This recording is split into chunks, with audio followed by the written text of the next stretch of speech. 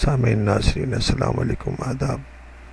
Infection control society کے صحت.net channel سے آپ کا میزبان ڈاکٹر حسن نواب آپ سے مخاطب ہے۔ ہیپاٹائٹس اے سے بچاؤ کی کیا صورت ہو سکتی ہے، اس کے بارے میں ہم آپ کو معلومات دینا چاہیں گے۔ ہیپاٹائٹس اے کے بچاؤ کے لیے حفاظتی ٹیکے بہت مؤثر ہیں۔ اگرچہ یہ بچپن میں لگا دیے جائیں تو بہت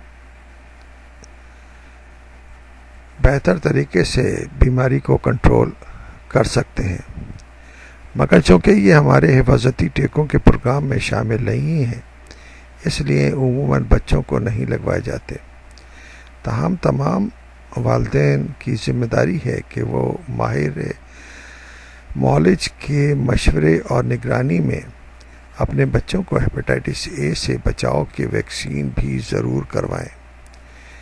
نیز صفائی ستھرائی کے دیگر اقدامات، جس میں ہاتھوں کی صفائی، صاف پانی کی فراہمی، حفظان صحت کے اصولوں کے مطابق کھانا پکانا بھی مرض کے خطرات کو کم کر سکتا ہے۔ یاد رہے کہ ہیپاٹائٹس ای کے محرکات بھی وائرس اے جیسے ہی ہیں۔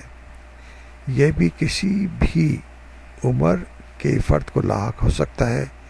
یہ ایک عام مرض ہے، لیکن اگر کوئی حاملہ اس وائرس کا شکار ہو جائے تو پھر نہ صرف ماں بلکہ شکم مادر میں بننے والے بچے کو بھی نقصان پہنچ سکتا ہے۔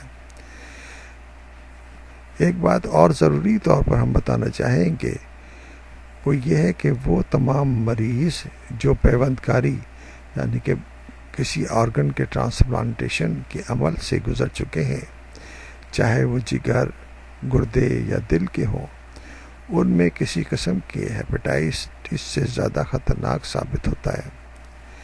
لہذا ایسے مریض کو خاص احتیاط برتنے کا مشورہ دیا جاتا ہے کہ وہ بہت ہی احتیاط سے یعنی کہ ہاتھوں کی صفائی، کھانے کی اور پانی پینے کے بارے میں معلومات حاصل کریں اور اس مرض سے بچیں۔